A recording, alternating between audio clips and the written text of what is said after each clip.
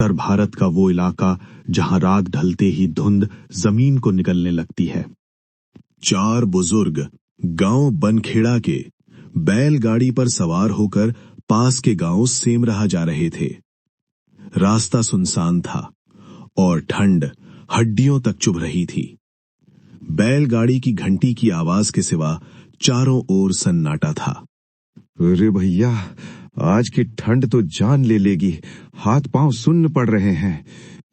कहा था मैंने, सूरज ढलने से पहले निकलना चाहिए था। अब देखो, ये धुंध कुछ ज्यादा ही घनी नहीं हो गई? बस थोड़ा आगे कोई जगह मिल जाए तो रुक जाते हैं। तभी धुंध के पर्दे के बीच एक पीली सी रोशनी झिलमिलाई। एक पुराना ढाबा, लकड़ी का बोर्ड जिस पर आधा नाम मिट चुका था, शिव ढा। चलो, भगवान का नाम, चाय मिल जाएगी। बैलगाड़ी ढाबे के सामने रुकी। अंदर अंगीठी जल रही थी। उसके पास बैठे थे एक दुबला पतला ढाबा मालिक और कोने में चुपचाप बैठा उसका नौकर। अजीब बात यह थी कि इतनी कड़ाके की ठंड में भी उन दोनों के चेहरे पर पसीने की हल्की चमक थी। आइए आइए बाबूजी, ठंड बहुत है बाहर। 4 चाय बना दो भाई, हाथ जम गए हैं। अभी लाता हूँ। नौकर चाय बनाने पीछे गया, पर उसकी चाल कुछ ऐसी थी जैसे जमीन को छू ही नहीं रहा हो। अंगीठी की आग भड़कने लगी, पर गर्मी चारों बुजुर्गों तक पहुंच ही नहीं रही थी। तूने देखा, इस ढाबे में आईना तक नहीं है और आवाज भी जैसे यहां गूंजती ही नहीं। चाय आई, भाप उठ रही थी, पर जैसे ही रामदीन ने घोंट लिया, उसके हाथ कांप गए। ये चाय ठंडी है। चारों ने कप रख दिए। ढाबा मालिक की मुस्कान और गहरी हो गई। रात में आगे जाना ठीक नहीं, रास्ते में जंगल पड़ता है। तो क्या करें? मेरा घर पास ही है, रात वहीं बिता लीजिए। बाहर अंधेरा और ठंड, अंदर अजीब सन्नाटा। चारों बुजुर्गों ने एक दूसरे को देखा। अनमने मन से उन्होंने सिर हिला दिया। उन्हें नहीं पता था कि ये फैसला उनकी जिंदगी की सबसे बड़ी भूल बनने वाला है। ढाबे की पीली रोशनी पीछे छूट चुकी थी। चारों बुजुर्ग अब पैदल चल रहे थे। आगे आगे ढाबा मालिक और सबसे पीछे उसका नौकर। बैलगाड़ी वहीं छोड़ दी गई थी, कारण ढाबा मालिक ने बस इतना कहा था, रास्ता तंग है। भैया, घर तो पास बताया था, फिर ये रास्ता इतना लंबा क्यों लग रहा है?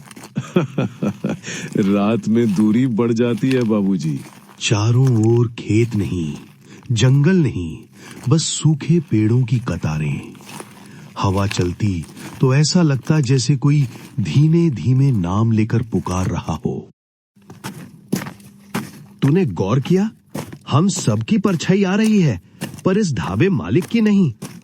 सच कह रहा है तू। जैसे ही वो रुके, ढाबा मालिक भी रुक गया। एक साथ, बिल्कुल एक साथ। रुकना मत, यहाँ रुकना अच्छा नहीं। उसकी आवाज अब इंसानी कम और खोखली ज्यादा लग रही थी। नौकर अब भी पीछे था, पर उसकी परछाई उन सब से काफी बड़ी हो गई, जो कि सामान्य नहीं थी। परछाई इतनी बड़ी कैसे हो गई?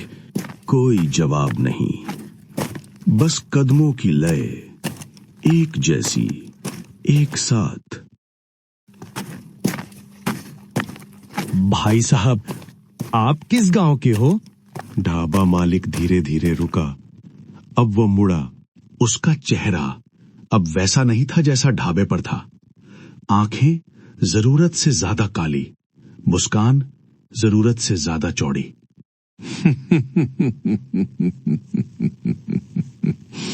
गांव?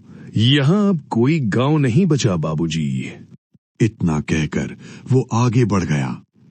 चारों बुजुर्गों के दिल जोर जोर से धड़कने लगे। हम फंस गए हैं। घर नहीं, ये हमें कहीं और ले जा रहा है। तभी धुंध के बीच एक टूटा फूटा मकान उभरा।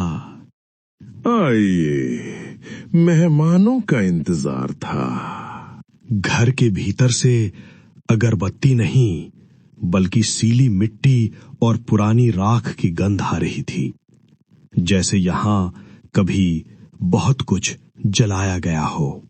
चारों बुजुर्ग एक पल के लिए रुके, भाग सकते थे, पर नौकर अब दरवाजे पर खड़ा था, बिल्कुल बिना पलक झपकाए। 4 पाइयां बिछी थीं, चारों के लिए, ठीक उतनी ही जितने मेहमान। इसे कैसे पता था हम 4 ही आने वाले हैं? नौकर अब भी चुप था।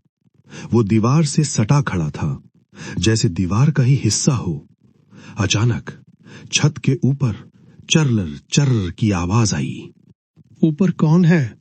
ढाबा मालिक मुस्कुराया। उसकी आंखें अब चमक नहीं रही थीं, वे गहराई में डूबी हुई थीं। पुराने घरों में आवाजें रहती हैं। चारों चारपाइयों पर बैठ गए। नींद किसी को नहीं आ रही थी। तभी रामदीन ने महसूस किया, चारपाई हल्की हल्की हिल रही है। ये चारपाई हिल क्यों रही है? उसने नीचे देखा। नीचे जमीन नहीं थी, बल्कि गीली काली मिट्टी, जैसे अभी अभी खोदी गई हो। ये तो खेत की जमीन भी नहीं लगती। अचानक नौकर ने पहली बार मुंह खोला। सो जाइए, सुबह सब ठीक हो जाएगा। उसकी आवाज में कोई भरोसा नहीं था, बस आदेश था। मुझे प्यास लगी है। पानी नहीं है, ये घर सिर्फ यादें पिलाता है। तभी दीवार पर टंगी एक पुरानी तस्वीर खुद ब खुद टूट कर गिरी। रामदीन ने झुक कर देखा। तस्वीर में 4 आदमी खड़े थे, बिल्कुल उन्हीं की तरह, उसी उम्र में, उसी कपड़ों में। ऊपर लिखा था, पिछली सर्दी। हम पहले भी यहाँ आ चुके हैं। ढाबा मालिक की मुस्कान अब डरावनी हंसी में बदल गई। नहीं बाबूजी, आप लोग अब तक यहीं थे। चारों की सांसें रुकने लगीं और तभी छत से किसी के उतरने की आवाज आई। छत से उतरने की आवाज अब साफ थी।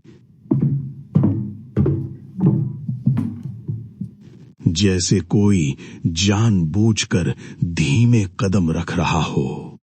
अब यहां एक पल भी नहीं रुक सकते। दरवाजा खोलो। सबने जोर लगाया। दरवाजा नहीं खुला। लकड़ी नहीं थी, जैसे लोहे की दीवार हो। खुल जा, भगवान के नाम पर। पीछे से ढाबा मालिक की आवाज आई। ये घर बाहर जाने नहीं देता जब तक यादें पूरी ना हो जाएं। कमरा फिर शांत हो गया। बस चारों की तेज सांसें और दिलों की धड़कनें घर जैसे सुन रहा था। ये घर हमें छोड़ेगा नहीं। कोई तो रास्ता होगा, कोई तो। तभी भोला अचानक अपना सिर पकड़कर बैठ गया। भोला, तुझे क्या हुआ? पिछली सर्दी याद है? तीनों सन्न रह गए। हम कभी यहां नहीं आए। भोला धीरे धीरे खड़ा हुआ। हम 4 नहीं 5 थे। कमरे में ठंड अचानक और बढ़ गई। 5? कौन 5वां?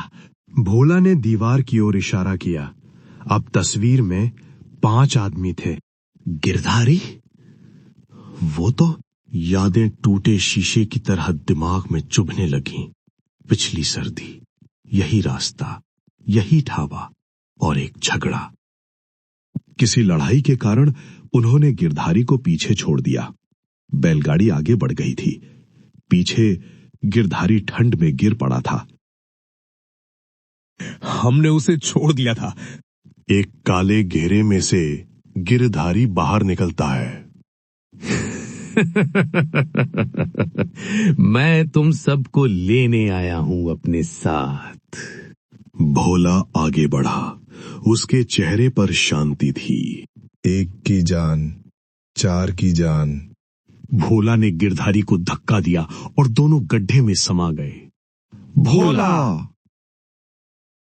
तीनों बाहर निकले, पीछे मुड़े तो घर नहीं था, ढाबा नहीं था, सिर्फ खुला मैदान और ठंडी हवा। सुबह हो चुकी थी, धूप निकली थी, पर तीनों बुजुर्गों की हड्डियों में अब भी ठंड जमी हुई थी। वे उसी कच्चे रास्ते पर खड़े थे जहां से रात में गुजरे थे। भाई, यहाँ कोई ढाबा था क्या? ढाबा? यहाँ तो बरसों से कुछ नहीं है। किसान ने आगे इशारा किया। हाँ, वो पीपल का पेड़ है। लोग कहते हैं कड़ाके की ठंड में वहां रुकना नहीं चाहिए। कहते हैं उस रास्ते पर आज भी ठंड ज्यादा पड़ती है, और जो अंधेरे में किसी को गिरा छोड़ देते हैं, उन्हें कभी न कभी कोई न कोई ढाबा जरूर मिल जाता है।